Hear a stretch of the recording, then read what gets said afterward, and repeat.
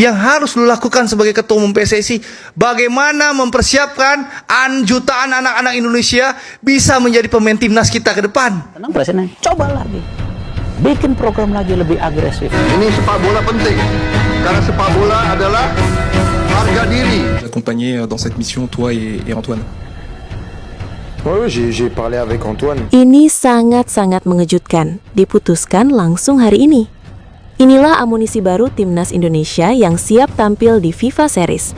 Saat ini, pemain naturalisasi baru Timnas ini masih jalani proses naturalisasi.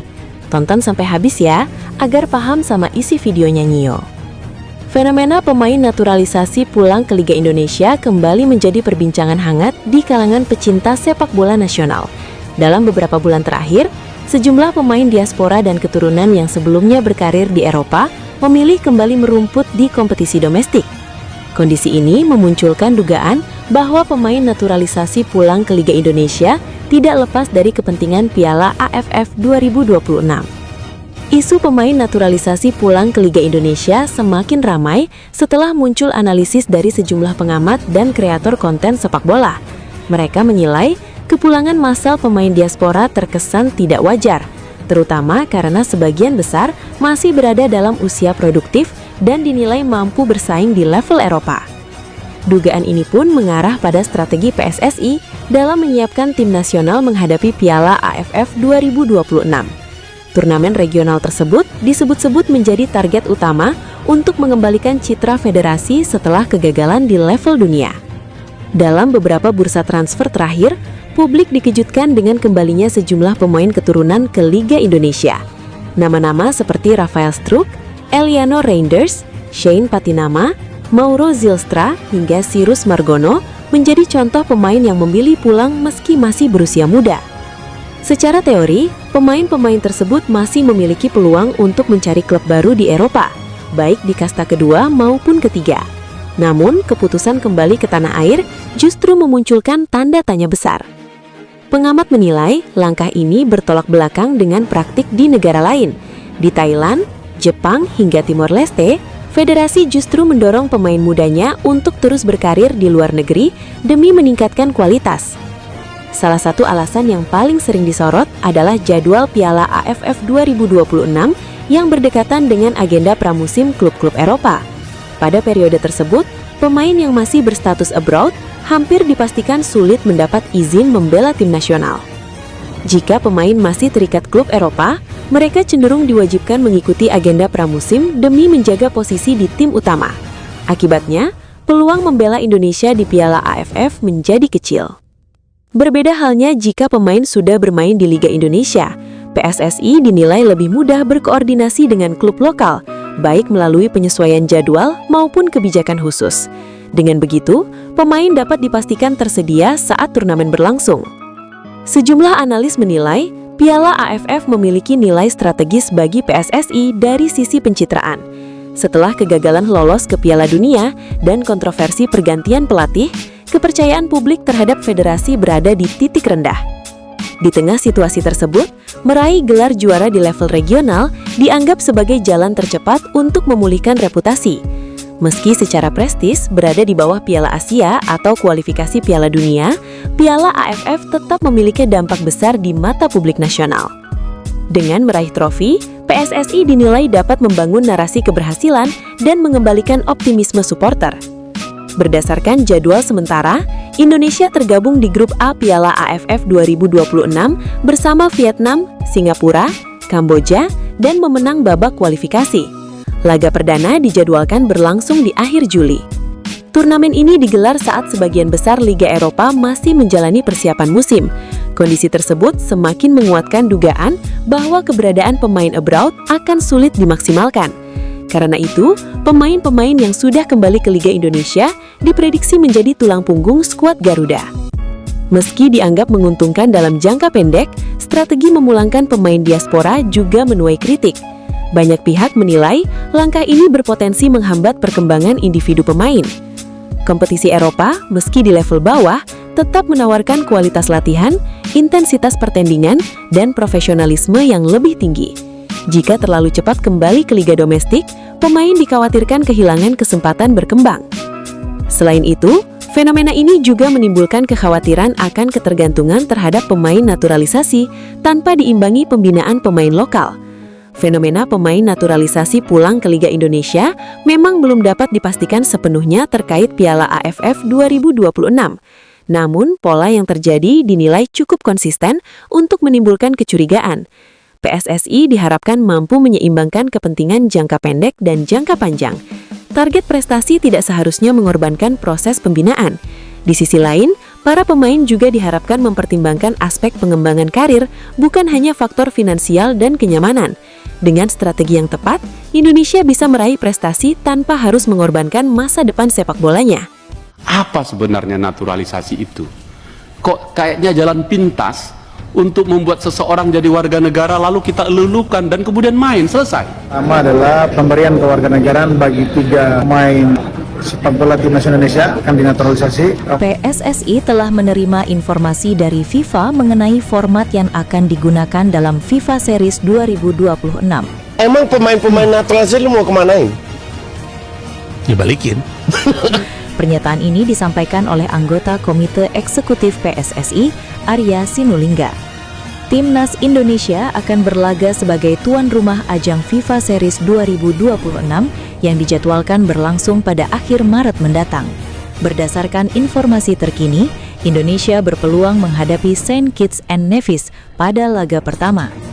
Selain Indonesia dan Saint Kitts and Nevis, 2 negara lain yang turut ambil bagian dalam FIFA Series di Indonesia ialah Bulgaria dan Kepulauan Solomon. Mengacu pada penyelenggaraan FIFA Series edisi sebelumnya, format pertandingan akan menyerupai babak semifinal. Setiap tim akan menjalani 2 laga. Pemenang pada pertandingan pertama berhak melaju ke partai final, sedangkan tim yang kalah akan saling berhadapan untuk memperebutkan posisi ketiga. Dalam skema yang disiapkan, Timnas Indonesia dijadwalkan berhadapan dengan Saint Kitts and Nevis. Sementara itu, Bulgaria akan menghadapi Kepulauan Solomon. Jika Indonesia mampu meraih kemenangan pada laga pembuka, skuad Garuda akan menantang pemenang duel antara Bulgaria dan Kepulauan Solomon di partai final. Sepertinya akan melawan Saint Kitts and Nevis. Bulgaria bertemu Kepulauan Solomon. Pemenangnya nanti akan ketemu di final, ujar anggota Komite Eksekutif PSSI, Arya Sinulinga kepada wartawan Senin 9 Februari. Berdasarkan ranking FIFA, Bulgaria menjadi tim dengan ranking tertinggi yaitu di posisi ke-87 dunia. Timnas Indonesia menyusul di peringkat ke-122, diikuti Kepulauan Solomon pada posisi ke-152, sedangkan Saint Kitts and Nevis di peringkat ke-154. FIFA Series 2026 juga akan menjadi panggung perdana bagi John Herdman sebagai pelatih baru Timnas Indonesia. Pelatih asal Inggris itu belum lama ini kembali dari Eropa setelah melakukan kunjungan ke sejumlah klub yang diperkuat pemain Timnas Indonesia. Selain memantau pemain diaspora, Herdman juga tengah fokus mengamati pemain-pemain yang berlaga di Super League. Di sisi lain, ia masih dalam tahap penyusunan tim kepelatihan sebagai bagian dari persiapan awal menukangi skuad Garuda. John Herdman saat ini terus memantau pemain-pemain Timnas Indonesia yang berkarir di liga domestik maupun di luar negeri. Hal itu tentunya agar dia punya gambaran potensi-potensi pemain-pemain Indonesia.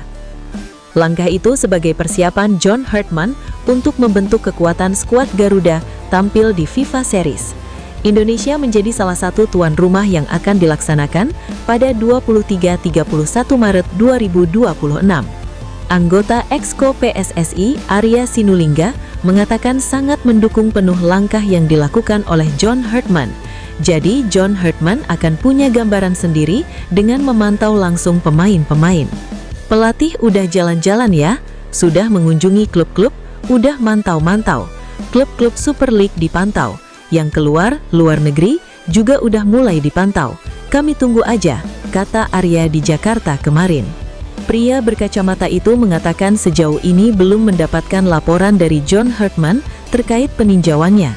Dia menilai dalam waktu dekat, PSSI akan berdiskusi dengan pelatih asal Inggris itu menjelang FIFA Series. Ini termasuk tidak ada pengganti Tom Hay dan Shane Patinama yang absen karena hukuman dari FIFA. Anggota Exco PSSI, Arya Sinulinga, mengatakan bahwa John Herdman sepertinya masih fokus mengenali pemain-pemain timnas Indonesia saat ini. Juru taktik asal Inggris itu sedang aktif memantau pertandingan-pertandingan di Super League 2025-2026 dan klub pemain timnas Indonesia di Eropa. Kata Arya Sinulinga, mendatangkan pemain baru sepertinya kurang relevan untuk saat ini. Sebab John Herdman belum mencoba satupun pertandingan dan memahami kemampuan seluruh pemain timnas Indonesia. Perlu diketahui, John Herdman didatangkan PSSI pada Januari 2026 dengan kontrak 2 tahun.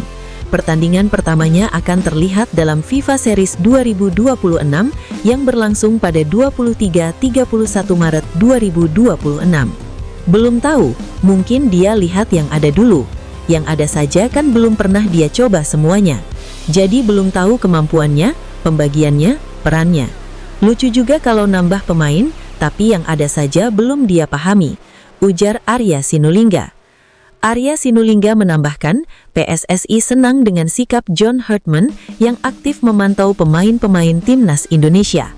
Langkah ini dilakukannya untuk mendapatkan gambaran menyeluruh terkait kualitas pemain sebelum menentukan komposisi terbaik timnas Indonesia. Adapun di FIFA Series 2026, timnas Indonesia akan melawan Saint Kitts and Nevis. Sedangkan Bulgaria akan bertemu Kepulauan Solomon.